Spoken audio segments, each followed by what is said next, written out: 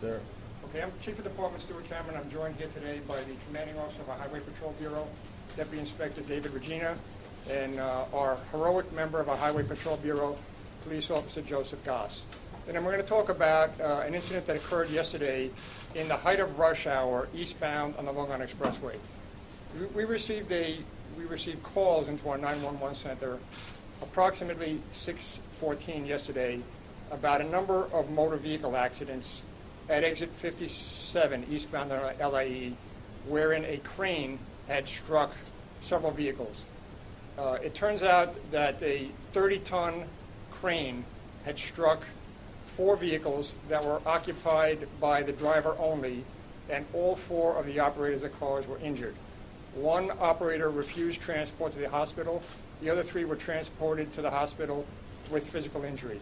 The crane continued eastbound on the expressway. Police Officer Goss, who I'm going to allow you to obviously hear a first-hand account of what he did yesterday, coordinated his activities well with other members of our department, including a member of our motor carrier safety section that's also part of Highway Patrol Bureau, Officer Bustamante, and 2 members of our canine section, Police Officer Mark Sacco and Police Officer Robert Fanlick. So Police Officer Goss put his car in a turnaround, which is the cuts that you see in the Jersey barrier, observed the crane coming, operating at approximately 45 miles an hour in a very erratic manner. He, in a very coordinated manner with Officer Bustamante, pulled out. Officer Goss was able to follow the crane. The crane refused to yield for him, but he used his skills from the Highway Patrol Bureau to not only pursue the crane, but to hold back traffic to prevent other people from being injured. And I really don't think you had to use too much imagination to see the potential catastrophe that could have occurred had this crane not been stopped. A 30-ton crane operated by someone who was impaired by alcohol on the expressway during rush hour. So Officer Goss was holding back traffic. Officer Bustamante sped ahead and was able to force the crane onto the right shoulder. The crane did not come to a complete stop. Officer Goss was able to pull in behind the crane, exit his vehicle, run up to it, and again, the crane was moving at a slow speed, get into the crane, and force the operator to stop.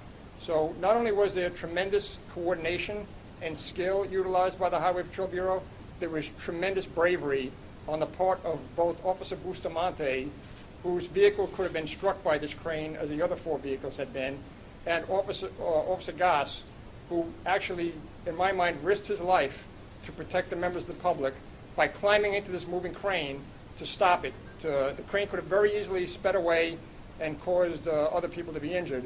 And I would be negligent if I didn't mention that you probably may recall that you were in the same room on the other side back in December of 2016, where we were standing with Officer Goss, where we had a similar type rescue for a woman who was drunk, also eastbound on the expressway further east, who had a baby in the car, who he tried to stop, who also refused to stop, slowed down to a slow speed, and Officer Goss jumped in the window of that car and stopped it.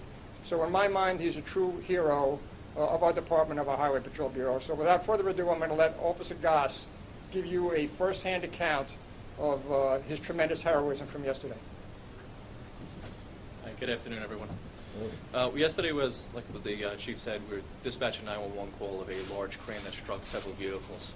I was advised immediately by Unit 906 that the vehicle had continued and fled the scene of the accident, and there was a lot of damage from the other cars, I was advised. Immediately after, one of our ES units had noticed the vehicle traveling eastbound at exit 58. With that information that I was given from the ES unit, I was able to position my vehicle in the right position where I'd be able to catch up to the vehicle. What I did is I have a newer vehicle, larger size Tahoe, was able to put it in the center median in the HOV cut at exit 61. And I stayed there in the center median, waited for the vehicle. And sure enough, a few moments later, a large crane came down the center median at a slow rate of speed. I had immediately pulled out, got behind the crane. I noticed that the crane had extremely large tires on it. And when you notice the large tires, I noticed he was going into left lane, right lane. He wasn't able to maintain his lane whatsoever. And the best way I would describe the size of the tires are basically like the size of a Toyota Prius. They were that large. So at that point, I got really nervous because we were approaching exit 62. Exit 62 on the Long Island Expressway is a very heavily used exit.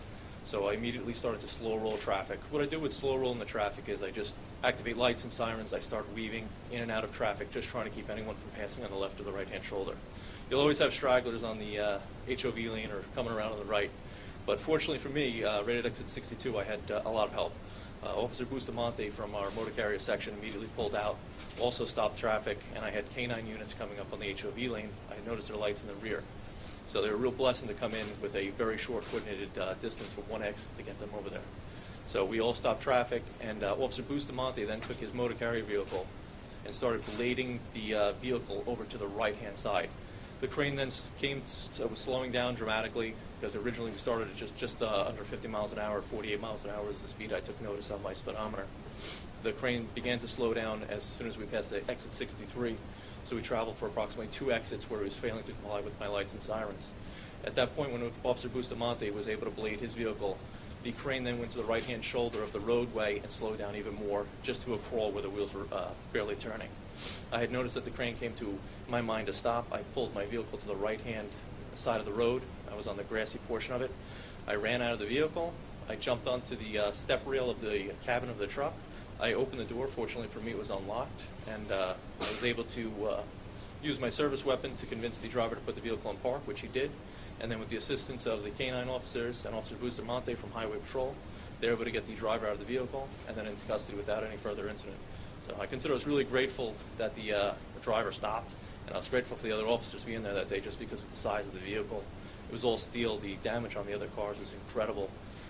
It shredded to pieces, so I was really concerned that if this guy continued on eastbound, he would have killed somebody, because the damage on that crane was not nearly as significant as what we had seen on the other cars. So with the weight of that vehicle and the size of the tires, we were very fortunate yesterday with a coordinated effort from all of our guys coming together in an extremely short amount of time. How do you feel about doing that? I mean, it's the second time. Well, you know, I don't really think about it when I'm doing it, because really my main concern is when I was trained early in the police force and my FTOs, I had a lot of great guys that actually helped me through, is you look beyond the incident. So basically, if you're chasing a car, you don't just look through your windshield, you try to look through their windshields, because you want to see the foreseeable risks ahead. So when I was coming up to exit 62, I really started to get into panic mode, because I thought he was going to crash and kill somebody. We've had a lot of bad accidents on the Long Island Expressway in the last couple of weeks. With the heavy summer traffic, I was really concerned. So my primary goal was getting that car stopped and just keeping other motorists away from him, because if he made a slight contact, it would just shred their car apart. Officer, how would you characterize his behavior when you opened the door? What was his condition? You know, his condition, actually, he had both hands on the wheel still. Like I said, I got him with my service weapon, told him to put it in park. And the only thing he said to me the entire time was, "What's up?" At no point did he ever say another word to me. Fortunately, there wasn't much contact inside the cabin of the vehicle, because the other officers knew the exigent circumstances of this, and we had to get him out of this car, because realistically that thing is a tank going down the road. It's tremendous, the damage that it caused. I didn't see the initial damage, but I knew the damage that it could cause. So fortunately, they got him out of the cabin really quick, and we didn't have much contact. He didn't speak to me whatsoever after that. So how did you see a crane driving down the LIE? I mean, like in that way, were you completely stunned by what you saw? I mean, It is alarming to see such a large commercial vehicle doing something like that. I had actually taken note of my speed, because the first thing I do, so I could let my supervisors ever know what's going on, so I could keep everyone appraised. This way, they could also make a judgment to get up to me, is I noticed that I was doing 48 miles an hour. So that was the speed of the crane at the time. It's heavy traffic there on the Long Island Expressway. We're in the midst of the rush hour traffic, and especially with summer traffic. It's always more than, you get more volume than you would all year. When you jumped on the crane, at that point, how fast was it going? And they, you're talking about large tires, you're jumping on something that's connected to these tires. My understanding, the crane wasn't moving when I jumped onto it. Another officer told me, he's like, "Oh, it was kind of moving still." I don't know if that was just from the vehicle coming to a stop. When you have such a large vehicle, large weight vehicle like that, they tend to, when you hit it into gear, it'll bang.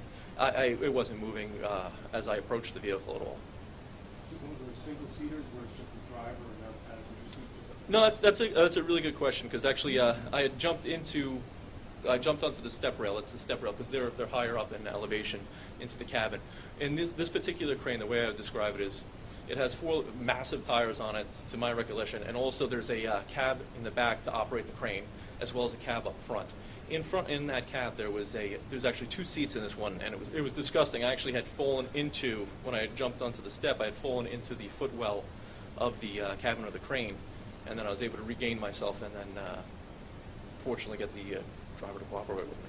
Do you have any idea where this guy had been before he took his cruise down the highway? I don't know. I'm sorry. I don't have that information. Do you have any idea about his connection to this crane? Did he work for a company that owns it? My understanding is he would work for the company because he was wearing a company shirt at the time.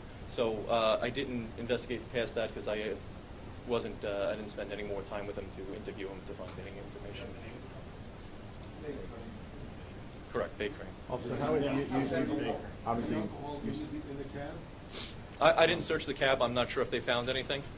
you've seen a lot over the years, I'm sure. So where does this, when you see the crane coming down the LIE in this sort of shape, but where does this rank as far as your career events? You know, the one thing I could say is police work is very dangerous, and you know, I couldn't really rank everything because you don't really foresee the danger there is. The Long Island Expressway is a very dangerous road, and it's a very high-speed road. So I treat everything very seriously because you never know, and really the real danger usually isn't the car you see; it's the one that you don't see. So we treat everything as an extremely high priority just to ensure the safety of the public. Which was more difficult, jumping in the window of the passenger car or jumping on the screen?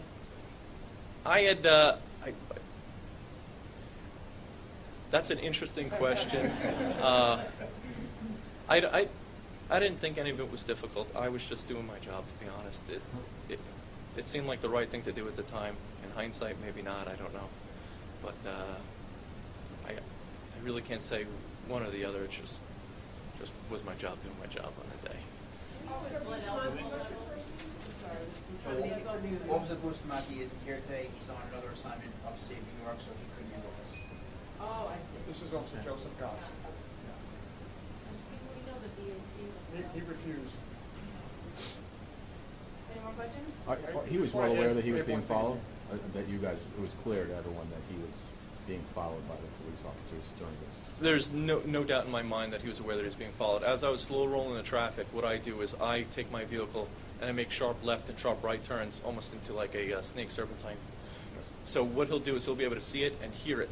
And I was watching him the entire time because commercial motor vehicles have large mirrors. I watch him to see his actions, and I could see that he is able to see me. So there was no doubt in my mind that was going on. So when I saw him doing that, I didn't think he was going to stop. So the first thing I asked is I asked for other units that were close by to come with spike strips.